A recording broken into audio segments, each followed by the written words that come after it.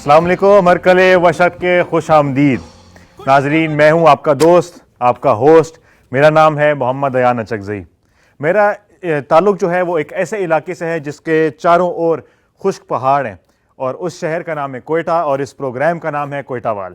ناظرین، اس پروگرام میں ہمارا آج دوسرا آپ کے ساتھ شو ہے، اور اس پروگرام میں جیسے کہ آپ نے پہلے دیکھا ہوگا کہ بلوچستان کی بات ہم کرتے رہتے ہیں، اور زندگی کا جو سلسلہ ہے ناظرین وہ چلتا رہتا ہے. لیکن اس سے پہلے، پروگرام شروع کرنے سے پہلے میں ایک چیز پہ ذرا بات کرنا چاہوں گا کہ ہم نے دیکھا ہے کہ پچھلے ہفتے میں بلوچستان میں کچھ ایسے کاروائیاں ہوئی ہیں، کچھ ایسے دہشت گرد حملے ہوئے ہیں جس میں ہمارے جوان شہید ہوئے ہیں، کافی جوان ہمارے شہید ہوئے ہیں، لوگوں کو نقصان پہنچا ہے.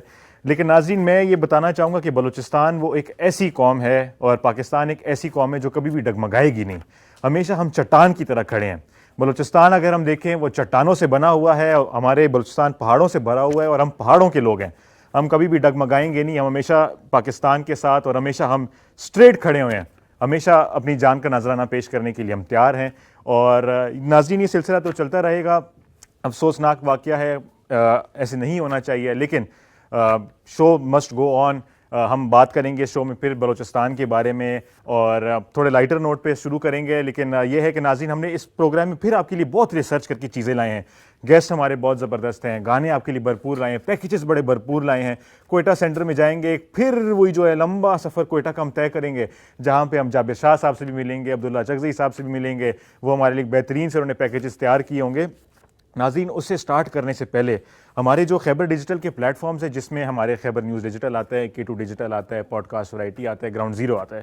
ناظرین، گراؤنڈ زیرو میں جو ہے میں تھوڑا ایکٹیولی اس میں پارٹ اپنا پلے کرتا ہوں. اور ابھی میں نے بڑا ریسنٹلی کوئٹہ میں ایک پوڈ کاسٹ سیریز کیا ہے. اس پوڈ کاسٹ سیریز میں نے بہت ایک نامور لوگوں کا میں نے انٹرویو کیا ہے. تو آپ اگر دیکھنا چاہیں گراؤنڈ زیرو پاکستان، آپ یوٹیوب چینل پہ جائیں، اس کو لائک کریں، سبسکرائب کریں.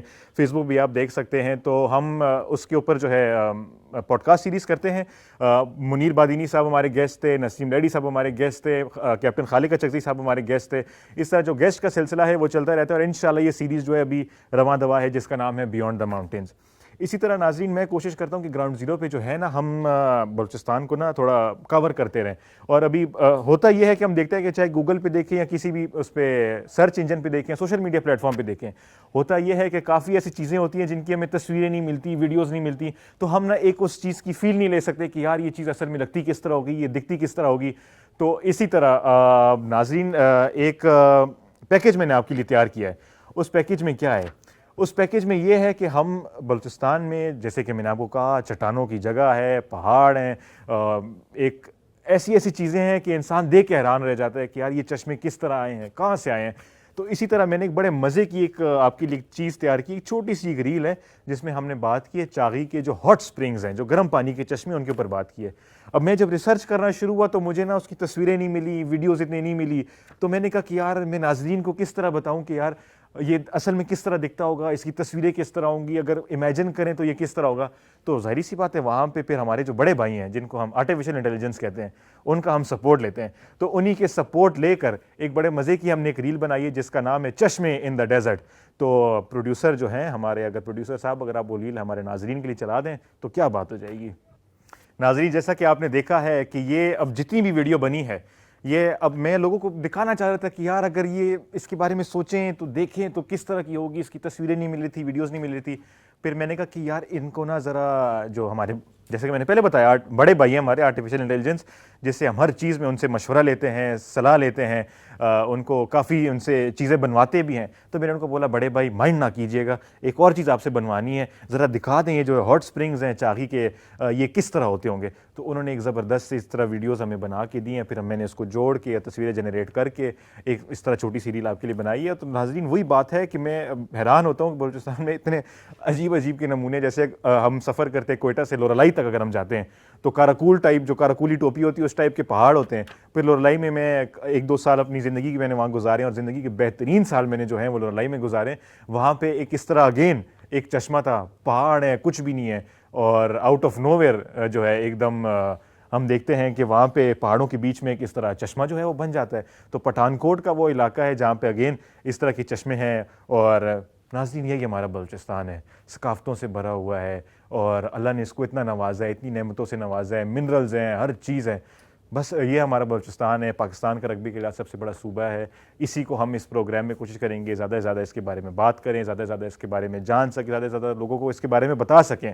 تو بتانے کے لیے اب ہم جائیں گے ایک سفر پہ جس کا ہم نام رکھا ہے اس سیگمنٹ کا، اس کا نام ہے احوال بلوچستان. احوال بلوچستان میں کیا ہوگا؟ بلوچستان کی جو ایک کلیکٹیو نیوز ہے وہ ہم آپ کو دیں گے. تو ہم یہاں سے جاتے ہیں جابر شاہ صاحب کے پاس کوئٹہ، جو کہ ہمیں خبریں دیں گے. تو جابر شاہ صاحب، اوور ٹو یو.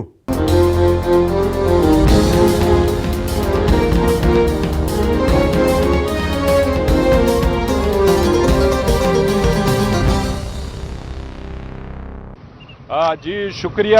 اسلام آباد اسٹوڈیو کوئٹہ سے میں جابر شاہ آپ سب کو خوش آمدید کہتا ہوں. ناظرین، جیسے کہ آپ کو معلوم ہے کہ کوئٹہ اور بلوچستان کے دیگر اضلاع کی خبریں جو ہیں ہم شارٹ کٹ الفاظ میں آپ لوگوں کے سامنے بیان کرتے ہیں. گزشتہ دنوں بلوچستان کے علاقے گلستان میں نامعلوم مسلح افراد جو تھے وہ ایف سی قلعے میں داخل ہوئے اور مین دروازے پہ ایک زوردار دھماکہ کر دیا، جس کے نتیجے میں اس دیوار کو اور ساتھ میں مین دروازے کو نقصان پہنچا. اور اسی کے ساتھ ہی 4 مسلح افراد جو تھے وہ قلعے کے اندر چلے گئے، جہاں پر ایف سی اور مسلح افراد کے درمیان فائرنگ کا تبادلہ ہوا، جس کے نتیجے میں 4 دہشت گرد موقع پہ مارے گئے اور ان کے قبضے سے بھاری مقدار میں اسلحہ اور گولہ بارود برآمد کر لیے گئے. اور نامعلوم افراد کے خلاف پولیس نے ایف آئی آر درج کر کے کہ یہ اس میں کون ملوث ہے اور کسی نے اس کی ذمہ داری تاہم قبول نہیں کی، لیکن وہاں پر گلستان تھانے میں نامعلوم افراد کے خلاف جو ہے ایف آئی آر درج کر لی گئی ہے کہ اس کا ماسٹر مائنڈ کون ہو سکتا ہے. تو اس کے علاوہ ایک اور اہم خبر آپ کو دیتے ہیں کہ روزانہ کے حساب سے کوئٹہ ٹو کراچی اور کوئٹہ ٹو خیبر پختونخوا یعنی ڈیرہ اسماعیل خان یا ڈیرہ غازی خان کی طرف، پنجاب کی طرف، ان رستوں کے اوپر نامعلوم مسلح افراد سڑکوں کے اوپر آ کے اور گاڑیوں کو تلاشی کر لیتے، گاڑیوں کی تلاشی لے کے وہاں کی جو مسافرین ہیں ان سے نقدی چھین کر فرار ہو جاتے ہیں. اور گزشتہ رات بھی ایسا واقعہ ہوا کہ گزشتہ رات بھی نامعلوم مسلح افراد جو تھے وہ آئے اور مختلف گاڑیاں جو تھی ان کو دونوں اطراف سے روک کر اور مسافروں سے نقدی، سونا اور اس کے علاوہ گڑیاں اور قیمتی سامان اور نقد پیسے جو تھے وہ چھین کر وہاں پر بڑے دلیری کے ساتھ جو تھے وہ وہاں پہ کھڑے تھے. اس کے بعد جو تھے وہ بسوں کو آگے جانے دیا، جہاں پر احتجاج ہوا اور بس والوں نے اپنی گاڑیاں کھڑی کر کے احتجاج شروع کر دیا کہ روزانہ کے حساب سے ہمارے ساتھ یہ مسائل ہیں لیکن حکومت اس حوالے سے کوئی اقدام نہیں کرتے ہیں.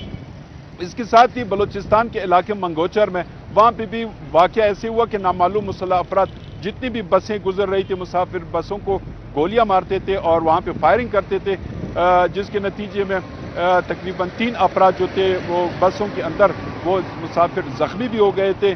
لیکن اس کے ساتھ ساتھ جو تھے پھر جو مقامی جو لوگ تھے ان کے ساتھ مل کر وہاں پر احتجاج کر دیا گیا اور پورا رات جو تھا وہ مختلف کمپنیوں کے مسافر بسوں نے احتجاج کیا اور روڈ کو بند کر دیا گیا اور حکومت سے یہ درخواست کی کہ اس روٹ کو مکمل طور پر جو ہے سیکیور کیا جائے اور لوگوں کو امن و امان دیا جائے، کیونکہ روزانہ کے حساب سے بسوں کے جو مسافر ہوتے ہیں ان کو لوٹا جاتا ہے یا بس جو ڈرائیور ہے ان سے بھی پیسے لیے جاتے ہیں. لہٰذا اس کے اوپر نظر ثانی کر کے یہ روڈ جو ہے سڑکیں سیکیور کر دیا جائے. اس کے علاوہ ایک اور خبر جو ہے وہ آپ کو دیتے ہیں کہ گزشتہ رات منگوچ اور آس پاس علاقوں میں جو ہے ایف سی اور مسلح افراد کے درمیان جھڑپیں بھی ہوئی، تاہم کسی جانی مالی نقصان کی جو اطلاع ہے وہ نہیں ملی. اسی طرح کلات میں سیکورٹی فورسز اور مسلح افراد کے درمیان فائرنگ کا تبادلہ ہوا اور مقابلہ ہوا، جس کے نتیجے میں تقریباً 2 دہشت گرد جو تھے وہ مارے گئے، باقی دہشت گرد مسلح افراد جو تھے وہ فرار ہونے میں کامیاب ہو گئے. تاہم اس وقت بھی مختلف علاقوں میں سرچ آپریشن شروع ہے دہشت گردوں کے خلاف، کیونکہ یہی دہشت گرد جو ہے وہ عام لوگوں کو روک کے اس کو مارا بھی جاتا ہے، ٹارگٹ بھی کیا جاتا ہے اور ساتھ ساتھ میں ان کو لوٹا بھی جاتا ہے. تو اس حوالے سے سرچ آپریشن جو ہے آج بھی ان علاقوں میں جاری ہے. اس کے علاوہ ایک اور اہم خبر آپ کو دیتے ہیں کہ یقیناً اس وقت کوئٹہ سمیت بلوچستان بھر میں سردی کی لہر ہے، جہاں پہ گیس کا مسئلہ ہے کہ گیس نہیں ہے اور اسی علاقوں میں بجلی کی ناروا لوڈ شیڈنگ جو ہے وہ بھی جاری ہے. اسی طرح میں مسوم کی اگر بات کروں کہ مسوم میں خواتین نے سڑکوں کے اوپر آ کے احتجاج کیا کہ ہمیں بجلی اور گیس دیا جائے، تو یقیناً ان علاقوں میں جو ہے -2 اور -3 تک ڈگری سینٹی گریڈ جو ہے وہ کمی آ جاتی ہے اور سردی میں اضافہ ہو جاتا ہے، تو کوئٹہ سمیت بلوچستان کے مختلف علاقوں میں گیس سمیت بجلی کا بھی لوڈ شیڈنگ جاری ہے۔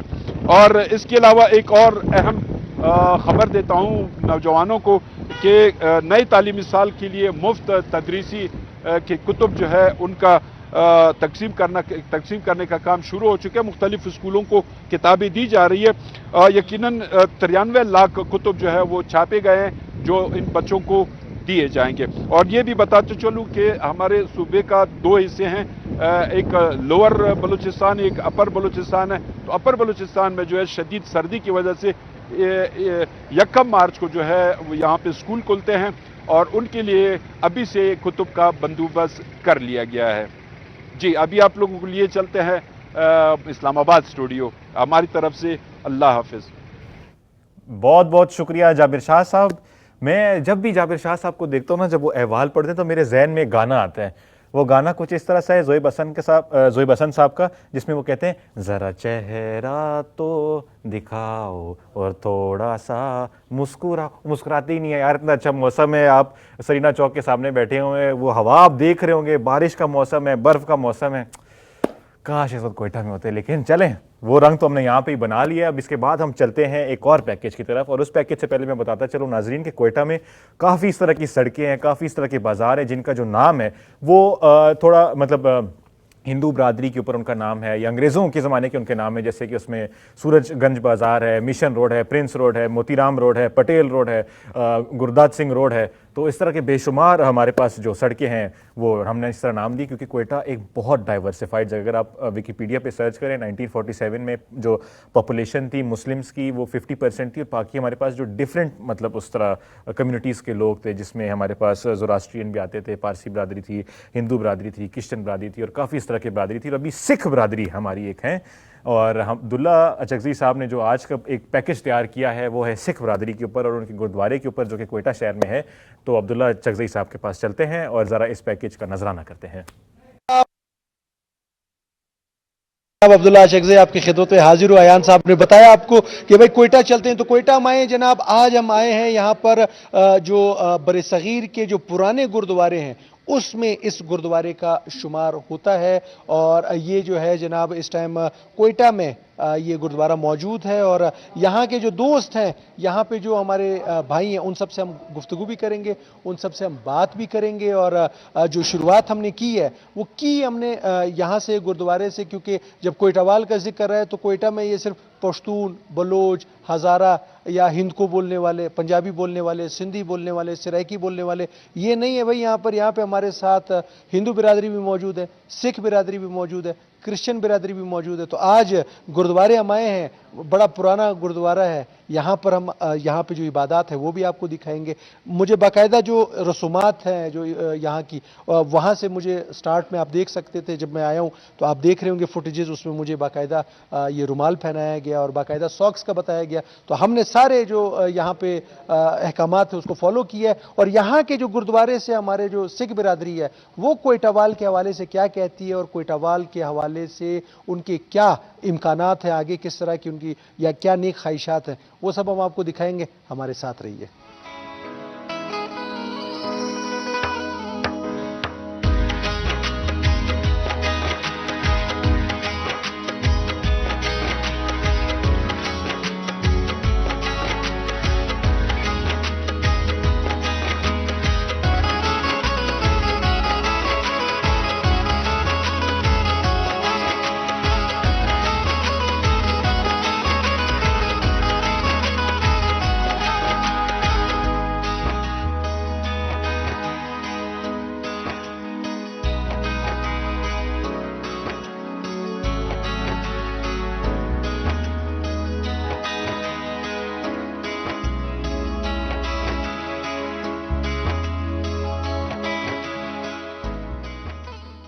तो जनाब जब K2 का जिक्र आता है और जब कोयटावाल की बात होती है तो कोयटावाल में जसबीर भाई जो है वो जो बलूचिस्तान है उसमें जो सिख कम्युनिटी है उसके चेयरमैन हैं और ये गुरुद्वारे से हमने शुरुआत की है। तो गुरुद्वारे से क्योंकि जसबीर भाई आए भी हैं हमारे प्रोग्राम में और अयान अचकज़ई साहब जो हैं वो बाकायदा अब K2 का जो हमारा कोयटावाल है वो इस्लामाबाद से भी कर रहे हैं। जसबीर भाई क्या कहेंगे भाई हमारे अयान अचकज़ई साहब को और K2 का नया प्रोग्राम कोयटावाल नया तो नहीं है, इस्लामाबाद से नया है, यहाँ पर तो आपने भी पार्टिसिपेट किया है।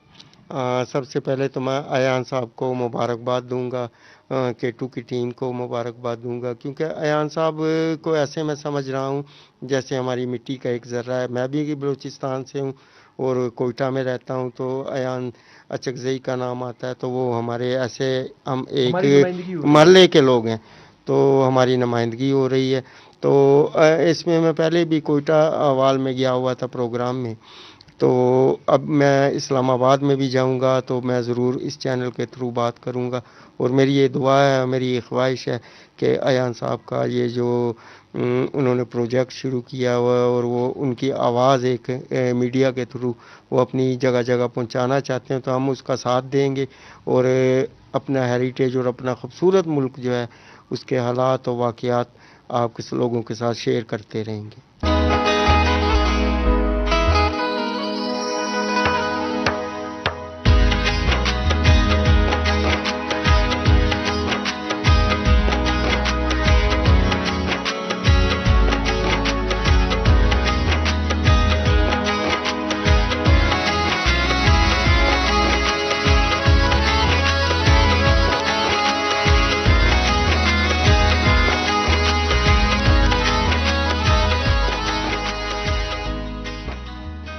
ਬਹੁਤ ਵਧੀਆ ਜੀ, ਬਹੁਤ ਅੱਛੀ ਗੱਲ ਹੈ ਕਿ ਸਾਡਾ ਕੋਟਿਆਵਾਲ ਪ੍ਰੋਗਰਾਮ ਇਸਲਾਮਾਬਾਦ ਤੱਕ ਜਾ ਰਿਹਾ।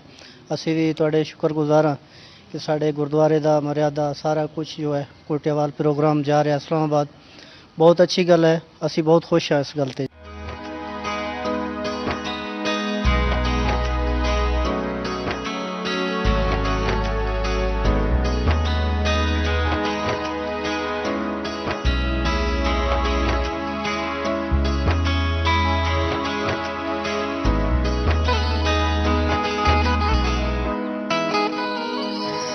सरदार जी, लंगर के हवाले से आपकी खिदमत हुआ करती है, कब से आप ये खिदमत अंजाम दे रहे हैं? जी, मुझे कम से कम 25 से 30 साल हो गए हैं कि मैं ये खिदमत कर रहा हूँ। हमारे गुरुद्वारे में जो भी हिंदू मुस्लिम सिख कोई भी आए हम उनके लिए बहुत अच्छा इत्माम करते हैं कि ताकि वो गुरु घर से भूखा ना जा सके।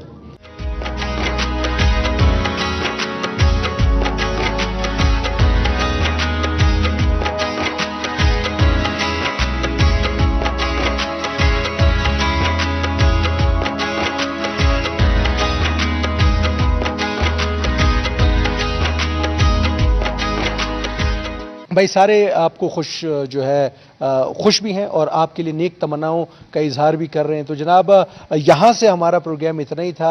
अयान साहब, आप कंटिन्यू करें अपना प्रोग्राम और यहाँ पे दोस्त कुछ कहना चाहेंगे, वो क्या कहते हैं आप वाहेगुरु का? वाहेगुरु जी का खालसा, वाहेगुरु जी की फतह। बहुत बहुत शुक्रिया अब्दुल्ला अचकज़ई साहब।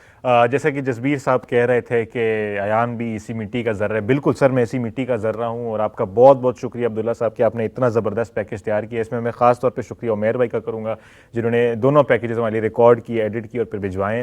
और नाज़रीन, इसी के साथ हमारे पास अब आ गए हैं गेस्ट, और गेस्ट जो हमारे पास आए हैं इनका टीचिंग में बहुत कैरियर रहा है, एनजीओ में भी रहा है कैरियर इनका, और इसके अलावा कराटे के में भी इनका कैरियर बहुत ज़बरदस्त रहा है। तो आज जो मेरे साथ गेस्ट हैं, he is a very diversified, एक इनकी बड़ी पर्सनैलिटी है, वर्सेटाइल पर्सनैलिटी है इनकी। तो मेरे साथ जो मौजूद हैं आज सर ज़लीम समान साहब। सर कैसे हैं आप? खैरियत से सर? बिल्कुल अल्हम्दुलिल्लाह, आप सुनाएं सर कैसे मिजाज? अल्हम्दुलिल्लाह सर, हम ठीक हैं, आप सुनाएं सर।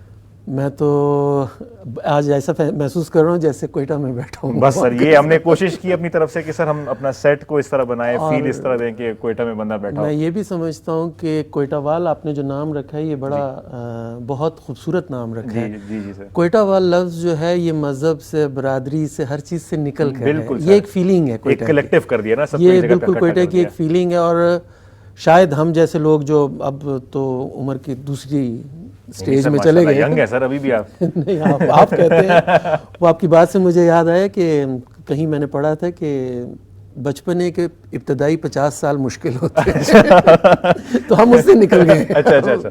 नहीं सर, माशाल्लाह। ये रंग सर, कन्वर्सेशन शुरू करते हैं। मेरा पहला सर जो सवाल आपसे होगा, जो कि मैं कोशिश करता हूँ मैं सबसे उसका एक तासुर ले सकूं कि मुझे भी पता चले कि उस टाइम पे कोयटा किस तरह था, बलूचिस्तान किस तरह था, जब आप बड़े हो रहे थे सर, क्या एक्टिविटीज़ थी, किस तरह था सर? प्लीज़ हमें ज़रा बताइएगा सर अपने उस ज़माने के बारे में। कोयटा हमेशा से सहरंगेज़ है।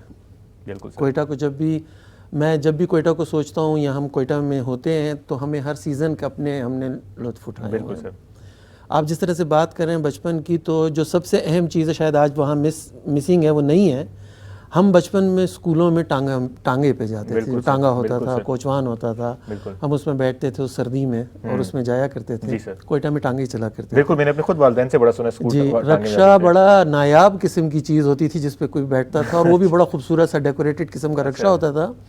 मतलब रक्षे में बैठने की भी तमीज़ चाहिए होती थी, क्योंकि रक्षे वाला नाराज़ हो सकता था। अच्छा, वो लग्जरी थी मतलब वो एक। और दूसरा, उसने इतना उसको डेकोरेट किया होता था और इतना उसका वो ख्याल रखता था कि आपको जब रक्षे में बैठते थे तो किसी बदतमीजी पे डांट भी पड़ सकती थी आपको। अच्छा, वेरी नाइस।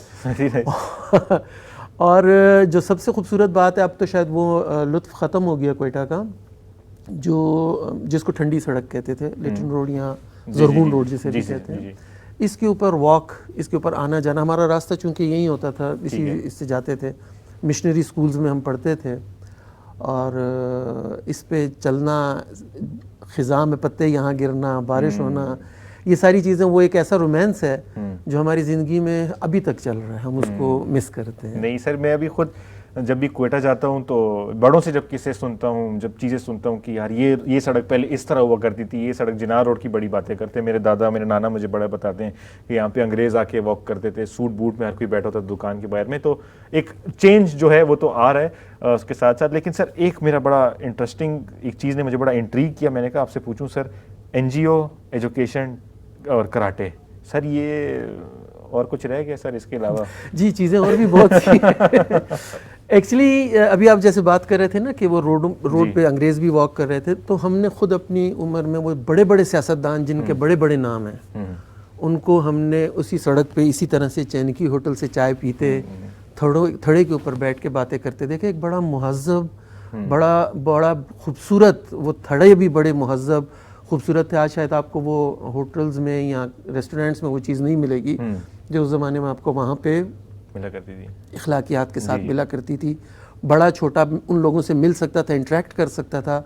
वो सीजन्ड पॉलिटिशियंस थे जिनको लोगों के मसाइल का इल्म था, वो फैब्रिकेटेड पॉलिटिशियंस नहीं थे। और वो ऐसे नहीं था कि वो कहीं से पैसा आ गया और वो आगे उन्होंने अपना वक्त लगाया था। उनकी जड़ें, बिल्कुल सर, वो उन कबाइल के साथ थी, और उसके अलावा भी जब वो लोगों में बैठते थे तो वो दिन रात उनके दरमियान गुजारते थे। ठीक है सर। आपकी बात के गेम, कराटे, एजुकेशन, तो हमारे वक्त हमारे पास बहुत ज़्यादा था। हम स्कूल से आते थे, वालिदैन की डांट के बावजूद अगर न सोते तो खेलने चले जाते थे, कोई ना कोई गेम खेलते थे। फिर शाम का टाइम हमें लाजमी पढ़ना पड़ता था।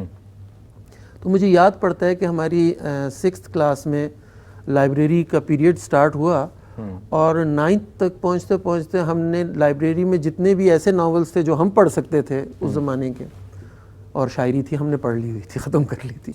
हम ऐसे थे कि तमाम जो दोस्त थे कॉलेज के, स्कूल के सॉरी, तो हम एक साथ बुक्स को इशू करवाते थे, इशू करवा लेते थे। हमारी लाइब्रेरीज होती थी और फिर हम सब पूरे वीक में एक दूसरे के साथ एक्सचेंज करते थे। हमने शर्त रखी होती थी कि 1-2 दिन में ख़त्म करनी, फिर दूसरे दोस्त को देनी, दूसरे से। तो इस तरह से वो एक माहौल ही फ़र्क था। मतलब सर उस टाइम पे बुकलैंड वगैरह भी मेरे ख्याल से हुआ करते थे जिनार रोड ये भी थे। इसके अलावा लाइब्रेरीज़ का एक रिवाज था। हम 8 आने 50 पैसा दे के बुक को लेते थे पढ़ने के लिए, और फिर वो वापस भी कर देते थे। अच्छा। बड़ी बात ये कि हम वापस भी कर देते थे। सर ये बड़ी, मतलब मुझे अच्छा लग रहा है सुन के कि इस तरह का कल्चर हमारा है। और मैं सर देखता भी हूँ कि कोयटा के भी जितने भी हमारे बुज़ुर्ग हैं, हमारे जितने भी बड़े हैं हमसे, वो सब सर मतलब माशाल्लाह लर्नड, जो क्रीम होती है कोयटा की, जो क्रीम है ख़ास तौर पे उनके साथ बैठे तो किसी मौजू के ऊपर भी गपशप उनके साथ कर सकते हैं। लर्नड होते हैं, अवेयर होते हैं, وہ سر میرے خیال سے اس کی روٹس یہی ہیں کیونکہ اس زمانے میں ایک لائبریری کا کلچر تھا. اور میں نے سر یہ جو جنار روڈ کی میں بک سٹورز کی بات کر رہا ہوں, یہ میں نے ہر کسی سے اس کے بارے میں سنا ہے. اور میں نے خود سر میں اس کا میرا ذاتی ایکسپیرینس ہے کہ ایک کتاب تھی, میں جب چھوٹا تھا ناولس پڑھتا تھا, مجھے کہیں وہ کتاب نہیں مل رہی تھی. اور سر مجھے حیرت کے ساتھ میں نے کہا میں لیسٹ ایکسپیکٹڈ تھا کہ یار میں اس جگہ پہ جاؤں گا تو مجھے کتاب ملے گی, اور وہ کتاب مجھے وہاں پہ بالکل کسی کونے میں نیچے پڑی تھی. اب میں حیران میں کہ یار یہ کتاب یہاں کیا کری, مجھے کہیں نہیں ملی ہے. تو میں بڑا اس سے ایک حیران ہوا. لیکن سر وہ یہ نا ایک سٹی آف اسٹرینج تھنگز, اور مطلب اتنی ورائٹی وہاں پہ.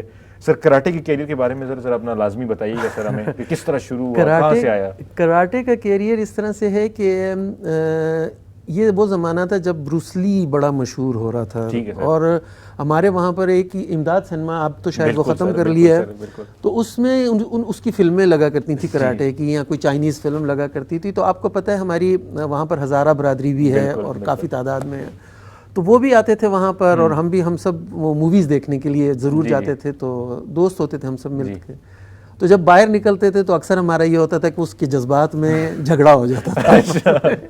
وہ ایک بڑا خوبصورت, اس میں کٹ کروں گا, سوری سر, یہ کوئٹہ کے لوگ کو بروسلی کے ساتھ کیا افیکشن ہے؟ ہر کوئی فین ہے اس کا سر, یہ کیوں ہے؟ وہ ہمارے زمانے سے ایسا چل رہا ہے. اچھا پھر ابھی اللہ انہیں صحت دے, محمد اشرف تائی ایک کراٹے کے لیجنڈ ہیں, ٹھیک ہے سر, تو ان کا بھی نیا کریز شروع ہوا تھا.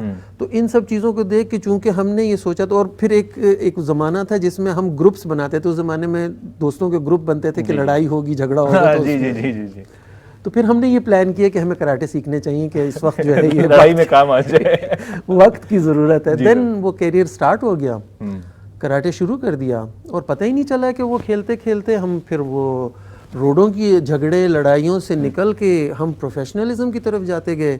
پروفیشنل تو ہم اس کو اس لیے کہیں گے کہ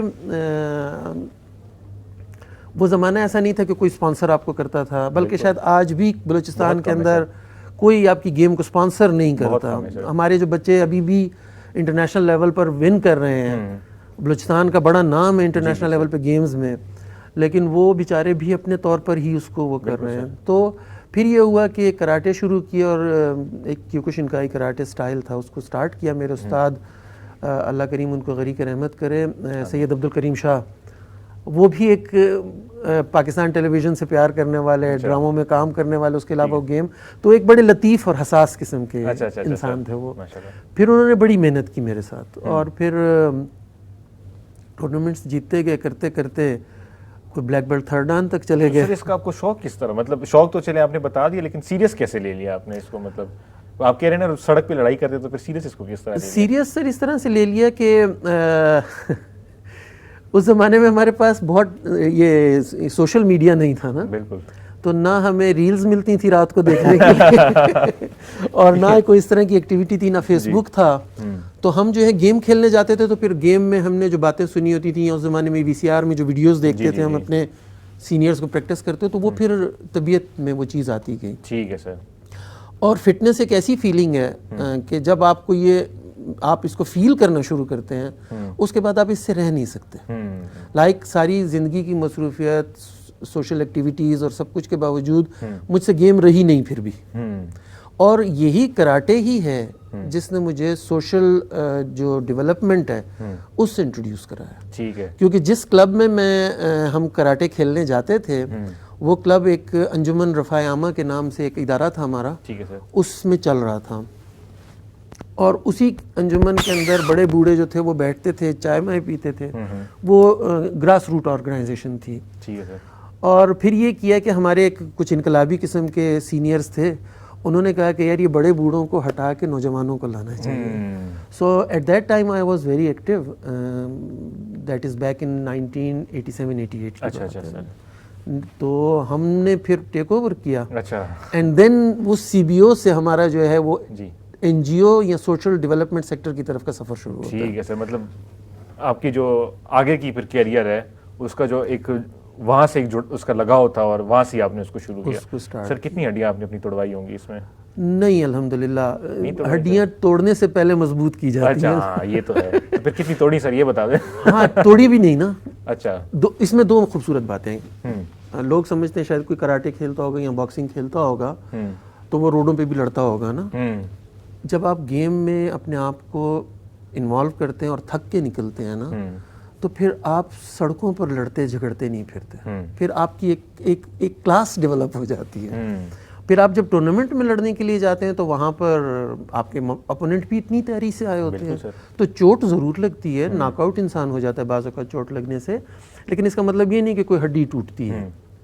یہ ایک بہت خوبصورت اسپورٹس مین اسپرٹ, حالانکہ آپ ایک دوسرے کو مار رہے ہوتے ہیں جی سر, لیکن ایک دوسرے کو گلے بھی لگا رہے ہاں یہ تو ہے, مطلب اسٹارٹنگ کرنے یہ ٹالرنس جو ہے نا, یہ شاید اب دن بہ دن آپ کی سوسائٹی میں کم ہوتی جا رہی ہے. آپ اگر اختلاف رکھتے ہیں تو بس پھر اختلاف ہے, بالکل سر, پھر آپ کے ساتھ کوئی اور بات نہیں ہو سکتی. بالکل سر, نہیں آپ کی بات بالکل ٹھیک ہے سر. اب وہی ہے نا کہ ہمیں دوسروں کی برداشت کم ہوتی جا رہی ہے, اور اسی وجہ سے لڑائیاں بھی شاید زیادہ ہو رہی ہے, نفرت بھی زیادہ پھیل رہی ہے, کیونکہ ہمارے لوگوں میں ایک دوسرے کا صبر نہیں ہے, ایک دوسرے کا لحاظ نہیں ہے, فرسٹریشن بڑھ گئی ہے. بالکل سر. اس کے بعد سر آپ کا میرے خیال سے اس کے بعد کہ آپ کا ٹیچنگ کا کیریئر پہلے آتا ہے سر, تو ٹیچنگ کے کیریئر میں سر آپ کیسے آئے سر؟ سر ایسا ہے کہ تعمیر نو کالج جو ہے وہ میرا ایک ڈریم تھا, اس میں پڑھنا. جب وہ نیا بنا تو میرا یہ خواہش تھی, کیونکہ جو جیسے آپ جانتے شکیل عدنان صاحب اور دوسرے جتنے, یہ تمام وہ لوگ تھے جو بڑے آغا جان کے فین ہیں, مطلب مرشد کا درجہ دیتے تھے ان کو, اس طرح سے رکھا انہوں نے. تو میری بڑی خواہش تھی کہ میں تعمیر نو کالج میں پڑھ سکوں, تو وہ حالات اور چیزوں کی وجہ سے ایسا ہوا کہ میں نہیں پڑھ سکا. تو چونکہ میں لکھنے پڑھنے کا ایک ایسا سرکل میرا دوست رہا تھا جس کی وجہ سے تو پھر میں نے کمپیٹ کیا. ان کا ایک انٹرویو تھا, ٹیسٹ انٹرویو تھا, اور اس میں قدرت خدا کی بڑے آغا جان تعمیر نو کالج میں اسلامیات پڑھاتے تھے, اور مجھے بھی انہوں نے اسلامیات کے لیکچرر کے طور پر لیا وہاں پہ. اور یہ میری شاید خوش قسمتیوں میں سے خوش قسمتی کہ ان لوگوں کے ساتھ جن سے بہت سے ذہن جنہوں نے بنائے ہیں, مجھے کلیگ کی صورت میں ان کے ساتھ. سر میں ناظرین کو بھی بتانا چاہتا ہوں کہ تعمیر نو کالج جو ہے وہ کوئٹہ کا ایک ایسا کالج ہے جہاں سے ابھی جتنی بھی ایک کریم پرسنالٹیز ہیں بلوچستان کی یا کوئٹہ کی, وہ تعمیر نو کالج سے پڑھی ہیں. اور یہ ایکویلنٹ آپ کے جتنے بھی بڑے پرائیویٹ سکولز ہوتے ہیں, اس زمانے میں تو سر اتنا رجحان نہیں تھا کوئٹہ میں, بلکہ ابھی بھی اتنا نہیں ہے. تو تعمیر نو کالج ایک اس طرح کالج ہے, ایک پرائم انسٹیٹیوشن ہے کوئٹہ کا, جہاں سے بہت اس طرح کے زبردست پرسنالٹیز نکلے ہیں. اور ابھی بھی سر جو اس کی بورڈ آف ڈائریکٹرز ہیں میرا, بلکہ ان سے ابھی ایک ریسنٹ ملاقات بھی ہوئی تھی, نسیم لیڈی صاحب ہیں, وہ بھی اس کے بورڈ آف ڈائریکٹرز میں بھی ہیں.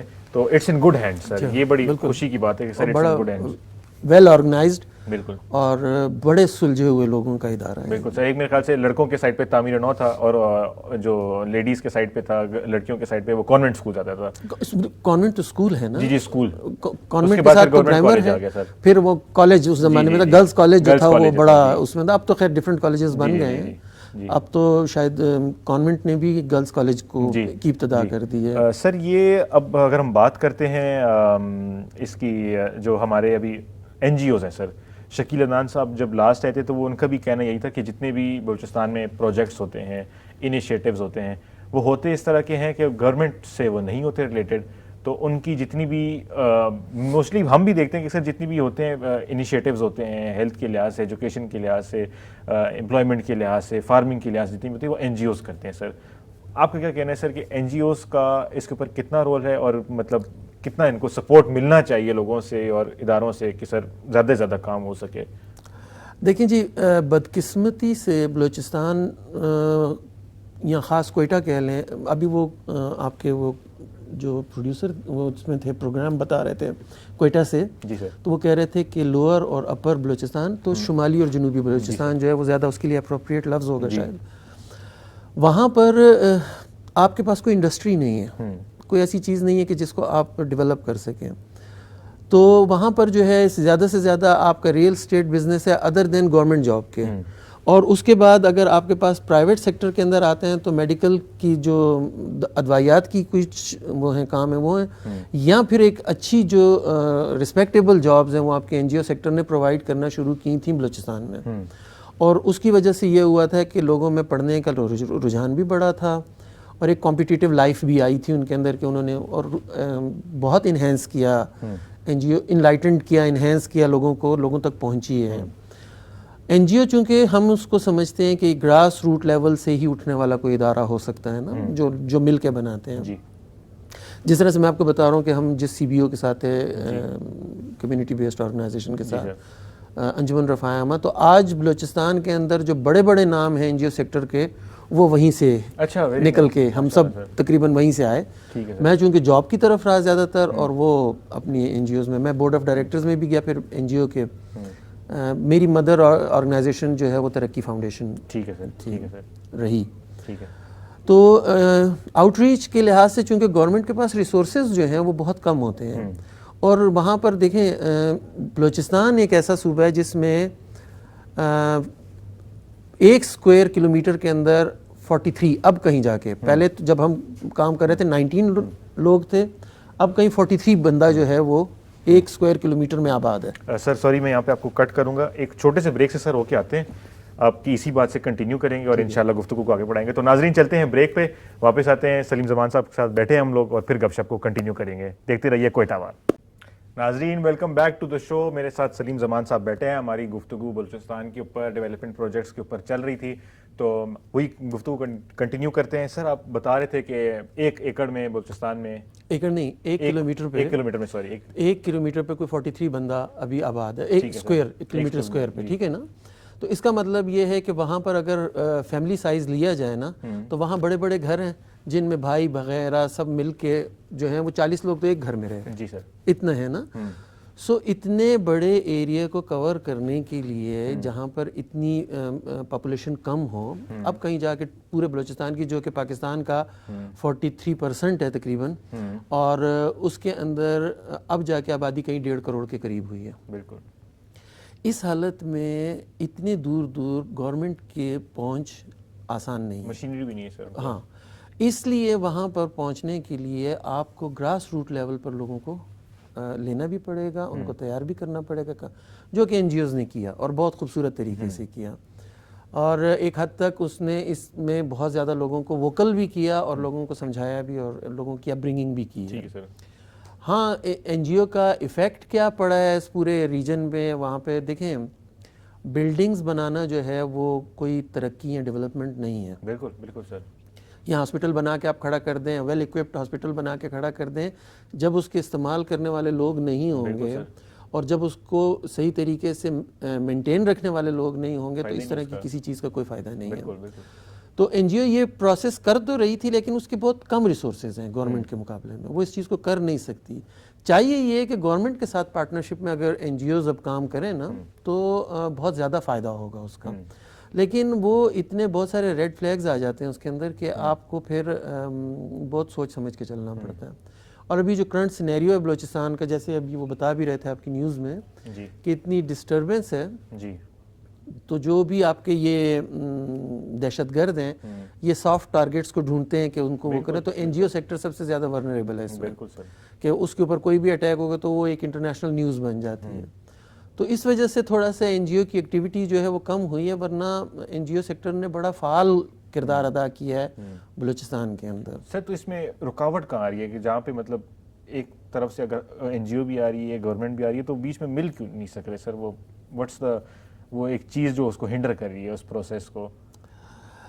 یہ تو سوال اگر آپ نے مجھ سے آف دی ریکارڈ پوچھا ہوتا ہے تو زیادہ اچھا تھا, لیکن بات یہ ہے ایک جنرل آئیڈیا, جی ایک جنرل آئیڈیا اس کا یہ ہے کہ ایک مائنڈ سیٹ ہے گورنمنٹ, جو بیوروکریسی ہے نا اس کا ایک مائنڈ سیٹ ہے, اور اس مائنڈ سیٹ کے مطابق یہ ہے کہ انہیں سب کچھ آتا ہے, ٹھیک ہے نا.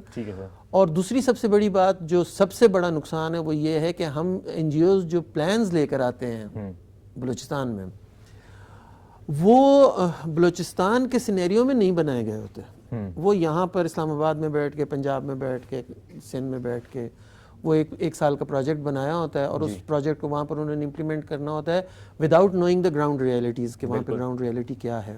مثال کے طور پہ 2019 میں گوادر سے آ رہا تھا, تو وہاں سے راستے میں گزرتے میں نے دیکھا کہ 2 بچے جا رہے ہیں, ایک گدھے کے اوپر ایک بوڑھا آدمی بیٹھا ہے اور جا رہے ہیں, تو مجھے انہوں نے پانی کی بوتل کا اشارہ کیا.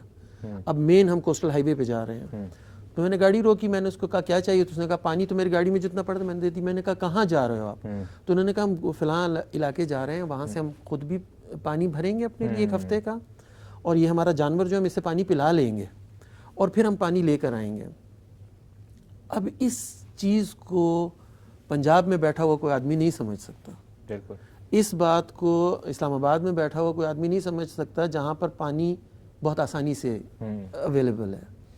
تو اس کی اگر کوئی بھی پالیسی بنائی جائے گی, واش روم کی پالیسی بنائی جائیں گی یا کسی بھی قسم کی سسٹینیبل ڈیولپمنٹ کی پالیسی بنائی جائے گی, تو وہ اس تکلیف کو کا احساس نہیں کریں گے کہ کتنے کلومیٹر چل کے ایک بندے کو پانی لینے جانا. بالکل سر, بالکل. بلکہ ابھی سر میں اسی آپ کی بات کی تائید کروں گا کہ میں بھی جب ریسنٹلی کافی ہمارے ایکس سینئر بیوروکریٹس ہیں ان کے ساتھ جب ملا تو ان سے بھی میرا یہی سوال تھا کہ بلوچستان ایک ٹرائبل ایریا ہے, پہاڑوں کا علاقہ ہے, پہاڑی لوگ ہیں, تو اس کا جو مینجمنٹ ہے وہ کیوں اتنی مشکل ہے. تو انہوں نے بتایا کہ اس میں جنگل لاز وغیرہ تو انٹروڈیوس ہوئے ہیں 68 میں, بٹ یہی ہے کہ ٹائم کے ساتھ ساتھ ہائرارکی چینج ہوتی رہتی ہے, پروسیس چینج ہوتا رہتا ہے, لوگ چینج ہوتے ہیں. اور وہی آپ کی بات صحیح ہے سر کہ بلوچستان میں بے شک بیوروکریسی تو نیشنل لیول پہ ہوتی ہے, لیکن جب بلوچستان میں بھی آتے ہیں تو it's a completely different scenario, کیونکہ آپ you have to deal with a بالکل 180 ڈگری اپوزٹ پرسنالٹی, اور جو ہمارے آئیڈیالوجی ہے وہاں پہ, تھنکنگ ہے وہ. سر ایک آپ کی بات بالکل ٹھیک ہے کہ وہ ایک چیز جو ہے نا اس پروسیس میں شاید تھوڑی کمپرومائز کر لیتی ہے. اور جمال ریسانی صاحب جو ہمارے ابھی ایم این اے ینگسٹ, ان سے بھی بات ہو رہی تھی اور ان کا بھی کہنا یہی تھا since he is a sitting M N A کہ جو بلوچستان کے ڈیسیجنز ہیں وہ بلوچستان کو ہی لینے چاہیے, بلوچستان کے لوگوں کو ہی لینے چاہیے, ناٹ کہ اسلام آباد سے ہو, کیونکہ وہ ظاہری سی بات ہے سر سمجھتے نہیں ہیں. سر سیریس باتیں کافی چھوٹی سی بات ایڈ کرتا ہوں پھر آپ اپنی بات کیجیے گا کہ بلوچستان کے اندر کوئی آپ کو مجھے نہیں یاد پڑتا کہ کوئی ایسا تھنک ٹینک بنا ہو جو پالیسیز کو مرتب کرے اور اس کو امپلیمنٹ کرنے کے لیے اسمبلی تک بھی لے کے جائیں یا بیوروکریٹس کو بھی اس میں انوالو کریں, کچھ کریں, سوائے بی آر ایس پی جو ہے اس نے کچھ کام ان چیزوں پہ کیا ہے جو میرے نالج میں ہے. ٹھیک ہے سر. اور میں اس سے آپ کو یہ بھی ایک وہ دیتا ہوں کہ بی آر ایس پی کے بعد جو نادر گل بڑیچ صاحب جو ان کے ہیڈ تھے, وہ اب پاکستان پاورٹی ایلیویشن فنڈ کو دیکھ رہے ہیں, جس کا بہت بڑا کنٹریبیوشن بلوچستان کے اندر ہے, ڈیمز بنانے میں بھی اور اس کے علاوہ بھی بہت سی ڈیولپمنٹ میں, بہت قسم کی ڈیولپمنٹ میں. تو میرا یہ خیال ہے کہ آپ کے پروگرام کے نیکسٹ گیسٹ جو ہیں نادر گل بڑیچ ہونے چاہیے انشاءاللہ سر, انشاءاللہ. تو وہ آپ کو بہت زیادہ آپ کو یہ بھی بتائیں گے کہ ان فیوچر ان کے کیا پروگرام ہیں بلوچستان کے لیے انشاءاللہ سر. اور دوسرا میں یہ آپ سے عرض کر رہا تھا کہ بلوچستان جب تک اپنے مسائل کو خود حل نہیں کرے گا, دیکھیں ایک بات وہاں پر کہہ دینا کہ فلاں استعمار ہے, یہ بہت آسان بات ہے, لیکن کیا وہاں پر موجود جتنی بیوروکریسی ہے وہ خود بھی بلوچستان میں رہنا چاہتی ہے؟ یہ بھی ہے, یہ بھی بات ہے سر. وہ جب تک وہ دل سے نہیں ہوگا نا سر, جب تک وہ وہاں پر جابز ہیں, چیزیں ہیں, وہ وہاں پہ موجود ہیں, اس کے بعد آپ کو وہ لوگ وہاں نہیں ملیں گے. جو لوگ بیٹھے ہیں وہ غیر فعال ہیں, وہ اس لیول پر فعال نہیں ہیں کہ وہ اس طرح سے حکومت کو اور دوسرے جو سٹیک ہولڈرز ہیں ان کے درمیان بریجنگ کر سکیں. نہیں سر, آپ کی بات بالکل ٹھیک ہے. تھوڑا سر لائٹر نوٹ پہ آتے ہیں سر. جب اس ٹائم پہ جب آپ نوجوان تھے, جب بڑے ہو رہے تھے سر, تو ابھی آپ نے کہا میں ابھی تک نوجوان ہوں. ٹھیک ہے سر, ابھی تب بھی آپ نے سر میری بات کی آپ نے رد کر دی, آپ نے 50 سال والی شعر سنا دی سر. آپ اب تب بھی نوجوان, ابھی بھی نوجوان ہیں سر. اس ٹائم پہ اب جیسے امداد سنیما ایک بہت بڑا نام ہے کوئٹہ میں انٹرٹینمنٹ کے لحاظ سے, پھر کیسٹس آپ لوگ رینٹ کرتے تھے, تو سر گانے آپ کون سے سنتے تھے؟ ہمارا جو پیک ٹائم تھا وہ 90s کا دور تھا. 90s میں پاکستان کی جو انڈسٹری تھی وہ پاپ انڈسٹری جو تھی وہ بہت, یہ وائٹل سائن اور یہ سارے تمام سٹرنگز اور یہ تمام لوگ تھے, اور یہ بہت خوبصورت ان کے گیت تھے. ابھی بھی بالکل بہت ایور گرین ہے سر. اور لیکن ایک اچھی بات ہمارے زمانے تک یہ رہی کہ ہم جو ہیں ویسٹ کو کاپی کرتے تھے اور ان میوزکس کو سنتے تھے جو ویسٹرن تھے اور ویسٹرن موویز کو دیکھتے تھے, تو ہمارا معیار تھوڑا اوپر تھا. جی جی جی. جب تک ہم وہ یہ لوکل جو ہمارا برصغیر ریجنل جو ہمارا اس کی کمپٹیشن میں نہیں آئے تھے نا, تو ہم بہت اچھی چیز پروڈیوس کر رہے تھے اور بہت ہم انجوائے کرتے تھے ان سانگز کو. اور ایک زمانہ ایسا آیا کہ ہمیں سرحد پار کے گانے سننے کی ضرورت نہیں پڑتی تھی, بلکہ وہاں ہمارے گانوں کی نقل ہوتی تھی, اور ہم سب ان چیزوں کو بہت انجوائے کرتے تھے. تو سر اگر ہم کسی بلوچ سنگر کی بات کریں یا پشتون سنگر, اس طرح گانے سنتے ہیں سر بلوچی یا پشتو کے گانے؟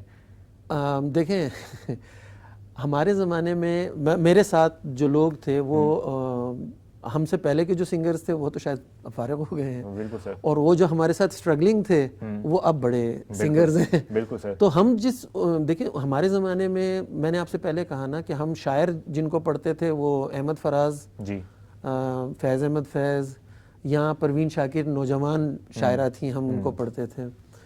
تو اسی طرح سے ہم ناشناس کو سنتے تھے, ناشناس سر, اور کیا بات کر دی, سردار علی ٹکر کو سنتے کیا تھے بات ہے پشتوں سر, میں, کیا بات ہے سر. اور اسی طرح سے بلوچی کے, چونکہ مجھے اس حد تک سمجھ نہیں آتی تو میں اس کی صرف ہم میوزک کو انجوائے کرتے تھے, یا جو ان کے فوک سانگز تھے ان کو ہم سنا کرتے تھے. فقیر احمد بلوچ وغیرہ صاحب یہ ہوں گے, جی, ان کو سنتے تھے. چنال جو اختر چنال ظہری صاحب, انہوں نے تو کئی جگہوں پہ کئی سٹیجز پہ ہمارے ساتھ پرفارم بھی کیا. ہم وہاں پہ کمپیئرنگ کر رہے ہوتے تھے, یا این جی او کے حوالے سے کسی, تو یہ پرفارم بھی کرتے تھے. تو اس طرح سے ایک بڑا اچھا مزے کی بات, ابھی آپ یہ دکھا رہے تھے اس میں وہ سکھ برادری کو, تو وہاں پر بستی پنچایت ایک علاقہ ہے جو کرسچنز جہاں رہتے ہیں. جی سر. آپ بلیو کریں کہ ہم میوزک سیکھنے وہاں جاتے تھے, ہارمونیم اور طبلہ سیکھنے کے لیے وہاں جایا کرتے تھے, اور وہاں لڑکے وہ فیلڈ بھی پکڑی رکھی ہے سر آپ نے, کیا بات ہے. تو اس میں ہم بڑا وہ کچھ سر تال برابر کرتے تھے, بڑا شوق تھا ہمیں. اور وہاں بڑے نوجوان ایسے تھے جو گاتے بھی تھے, اور وہ تھا. اور بڑا, اب تو میں حیران ہوتا ہوں بلوچستان میں اگر آپ جائیں صبح کے ٹائم, اب تو خیر صبح کا کلچر نہیں رہا بلوچستان کا, صحیح بات, کہ دن میں کوئی اٹھا ہو. جی, پہلے یہ ہوتا تھا کہ ہم جب صبح کو نکلتے تھے تو پہلے صبح سویرے ایک تلاوت لگی ہوتی تھی کسی جگہ ہوٹلوں پہ, چیزوں میں, اور اس کے بعد اپنے فوک سانگز جو ہیں وہ لگے ہوتے تھے وہاں پہ, لوگ اونچے ڈیک پہ لگے ہوتے تھے. اب تو کچھ بھی نہیں ہے, اب تو وہ اتنا ریجڈ ہو گیا ماحول کہ وہاں پر ابھی آپ کوئٹہ شہر میں اگر جائیں نا تو سر آپ کو صرف گاڑیوں کے علاوہ کچھ بھی نہیں ملے گا, کچھ نہیں ملتا. کسی بھی سڑک پہ جائیں بند ہے. اب چائے خانے اور ہوٹل بہت ہو گئے ہیں, جی جی جی, لیکن آپ کو اس میں وہ لطافت نظر نہیں آتی ہے جو ایک کلچرل لطافت تھی نا, کہ میوزک لگا ہوتا تھا, آپ سن رہے ہوتے تھے, وہ آپ کو نظر نہیں آتی. سر وہ آپ کہہ رہے ہیں نا کہ آپ کی بات ٹھیک ہے سر, کہ کیفیز بن گئے ہیں, چائے کی جگہ ہوگی. ہم دیکھتے ہیں اسلام آباد میں یا کراچی میں کہیں بھی جائیں تو کوئٹہ کیفے, بڑا کوئٹہ چائے, کوئٹہ چائے. سر مجھے آج تک کوئٹہ میں کوئٹہ چائے نظر نہیں آئی. یہ کون سا کوئٹہ چائے ہے سر جو ملتا نہیں ہے؟ آپ کیا کہتے ہیں سر, کوئی ہے کوئی چائے؟ کوئٹہ کی چائے یہ ہے نا جس کو یہاں پر اصل میں وہ ایک مزاج ہے چائے کا. وہ آپ کو چائے ایسی بنا کے دیتے ہیں کہ جو سردی کی وجہ سے, کیونکہ وہاں سردی زیادہ رہتی ہے نا, تو نارمل آپ کے پاس مونگ پھلیاں, چائے اور شنے, بالکل. اور اب تو خیر وہ بھی اتنے ایکسپینسو ہو گئے ہیں کہ آپ خرید نہیں سکتے. اور ناشتے میں لیاقت مکھن اور نان جس کے اوپر تل لگے ہوئے ہوتے تھے, وہ آپ کی اور میری فیملی کا بھی فیوریٹ. بالکل سر, بالکل سر, بالکل سر. تو یہ چیزیں جو تھیں وہ ایک آپ کے اندر ایک برداشت کو ڈیولپ کرتی تھیں. آپ بیٹھتے تھے, لوگوں کے ساتھ بات چیت ہوتی تھی اور آپ انجوائے کرتے تھے. اب وہ چیز نہیں ہے. ہم میوزک کو ہم نے سٹیج پروگرامز میں بھی سنا. کوئٹہ میں سٹیج ہوتا تھا, سٹیج پہ ڈانس ہوتا تھا, ایک بڑا سمجھدار سلجھا ہوا سٹیج ڈرامہ ہوتا تھا. یہ سب چیزیں وہاں پر موجود تھیں, اور اب شاید اس طرح سے نہیں ہے. نہیں سر, آپ کی بالکل 100% سر. یہ تو سلسلے چلتے رہتے ہیں. میں اب ناظرین کو یہی بتانا چاہوں گا کہ کوئٹہ اتنا چھوٹا شہر ہے, اتنا چھوٹا شہر ہے. میں حیران ہوں کہ سر سے میری ملاقات پہلی دفعہ ہو رہی ہے, بٹ وہی ہے نا کہ جب بڑوں کا نام لیتے ہیں تو کہیں نہ کہیں سے رشتے جو ہیں وہ جڑ آتے ہیں. تو میرے جو دادا ہیں اور سر کے جو والد صاحب ہیں وہ دوست ہیں, اور اسی طرح اور بھی پتہ نہیں, وہی ہے نا کہ ایک دفعہ جب کھاتا کھل جاتا ہے پھر کھاتا بہت زیادہ کھل جاتا ہے, وہ پتہ نہیں کہاں سے رشتہ داری نکل آتی ہے. اس سر کنکلوڈنگ سائڈ پہ آتے ہیں سر. بلوچستان کو, یوتھ کو, بلوچستان کے لوگوں کو, بلوچستان کو سر کیا پیغام دینا چاہیں گے سر؟ آپ نے یہ کوئٹہ وال نام جو رکھا ہے نا, جی سر, کوئٹہ وال جو ہے ایک ٹالرنس لیول ہے. اس کوئٹہ وال کی رسپیکٹ کرنی ہے.